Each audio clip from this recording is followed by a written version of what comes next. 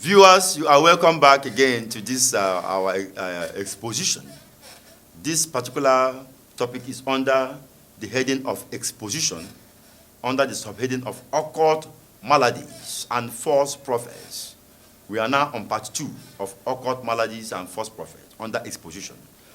We pray the Almighty Father to guide us and to make our lives to be genuine, to help us to change from any falsehood in our lives, individually and collectively, so that the Spirit of God will have genuine entrance into our system and use us to the glory of His holy name. In the name of our Lord Jesus Christ. Amen. Occult maladies and false prophets number 2. Let me tell you this. In those days when I was the grandmaster of the occult, a lot of people used to come. Even I know there are many centers like that today. The genuine occult world of darkness. People come there to acquire power.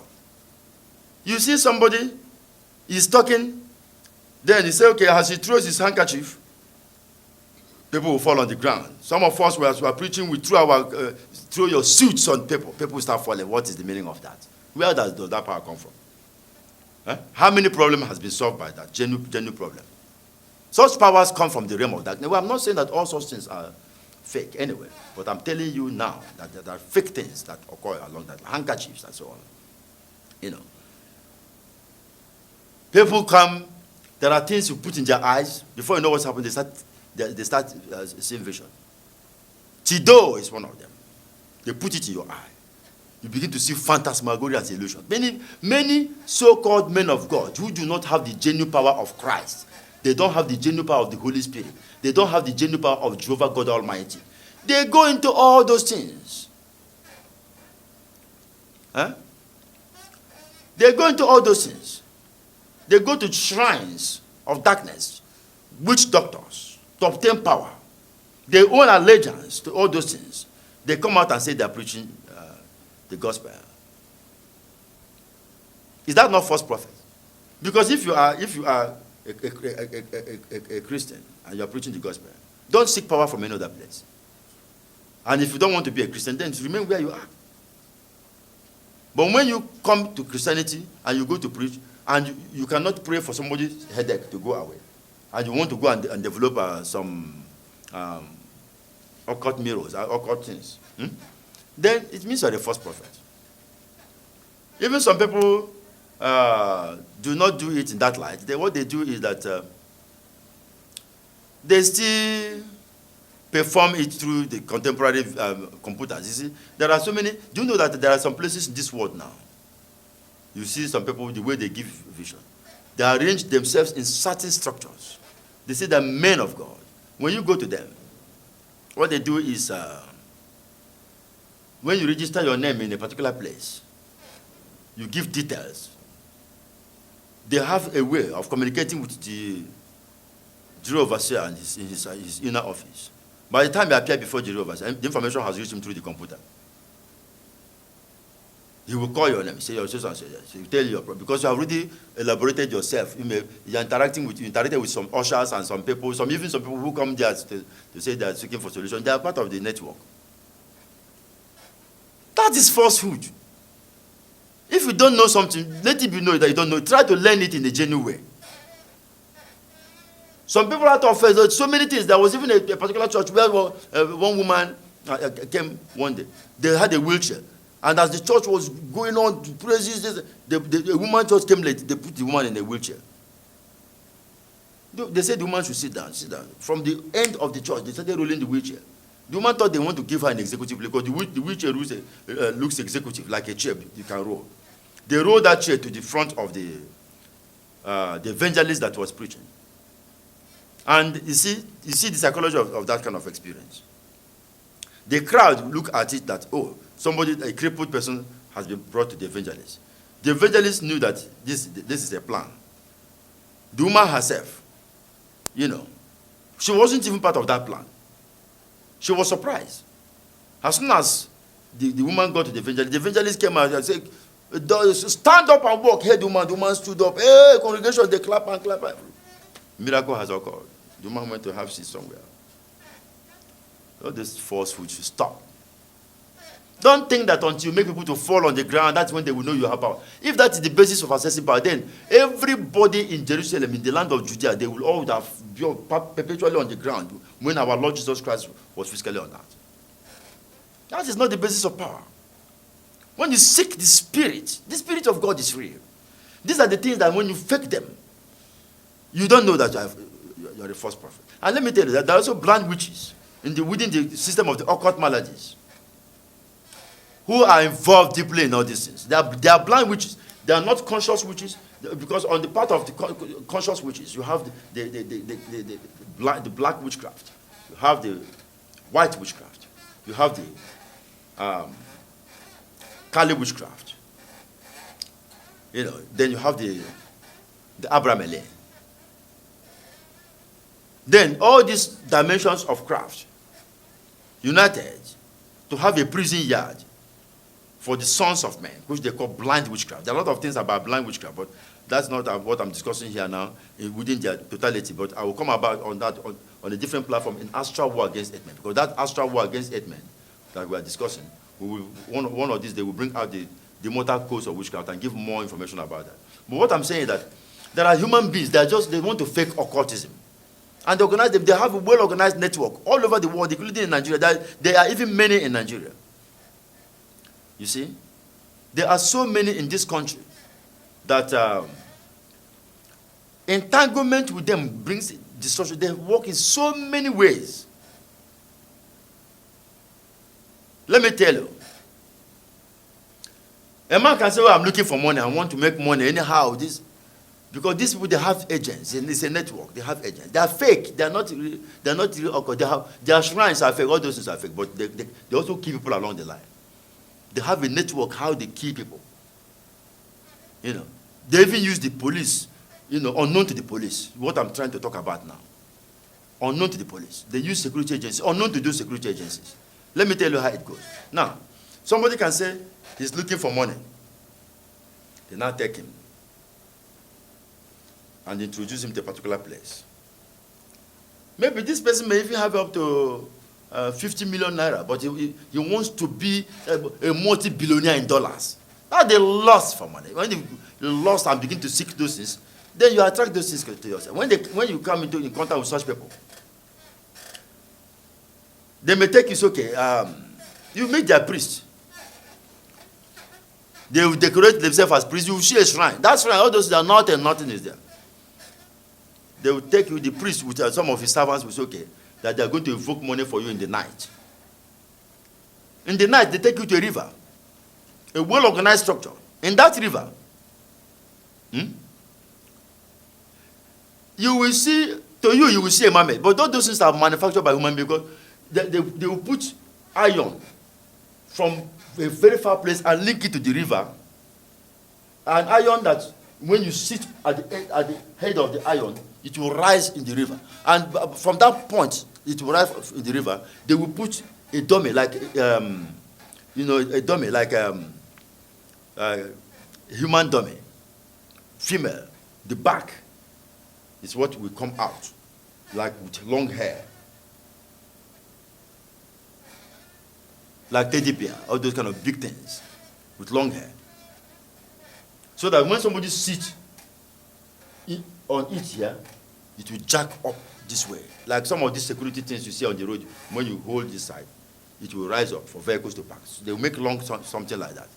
But the point the so-called priest will take you to, the point they will take you to, that point, you will not see all those, because those are in the forest, by the river. You will be at a point. There are some other human beings. There are some jacking the thing. There are so many things. Things have been recorded. They say things are recorded. Your name, they know your name. They record everything. That thing that will jack up is a speaker. They play the cassette there, and that is the speaker. So, and then you are not to ask questions. As soon as you go there, because it's a recorded something. They will do as if they are doing invocation, ringing things, as if they are doing invocation. There are so many things are happening in this world.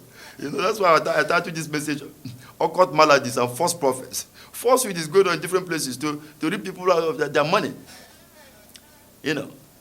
Now, when did that kind of a thing happen? If your name is Bernard, for instance, and you appear, the priest may be there with 2 of his men at a particular place. They begin to do as if they are doing vacation, ringing things, ringing bell or whatever. After some time, because you'll be facing the river, you wouldn't know that they have dug something, because of after some time you will see the way the thing will jack that teddy bear, that dummy out from the river. You see the back side of the long hair. To you have seen the mermaid. The thing will come out and call your name. If your name is Bernard, you say Bernard. You are welcome. You are looking for money. That it has been approved that they can quote any amount of money for you. But the money that when they quote it, you will stay there and build estates on your head and buy aircraft all over the world inside your head. They will give you $7 billion. And this has been approved. But that the priest will tell you what to do, the sacrifice you make in exchange for that. Though that word, as soon as the thing will finish, because they will not talk long so that you will not understand what's going on. As soon as they will get it loose from this side, the thing will not go back into the river. To you, you have seen mermaid. But you'll be told to make this sacrifice within a period of time, maybe a period of 3 days or 1 week. And then within that period, the priest will take you back there to make the sacrifice. They may tell you to bring 20,000 pounds.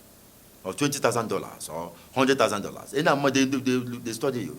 This is a network all over the different parts of this. You see. Then when they come to that point, the day you take that money there, you will go with the priest. They will say you should drop money with to the mermaid.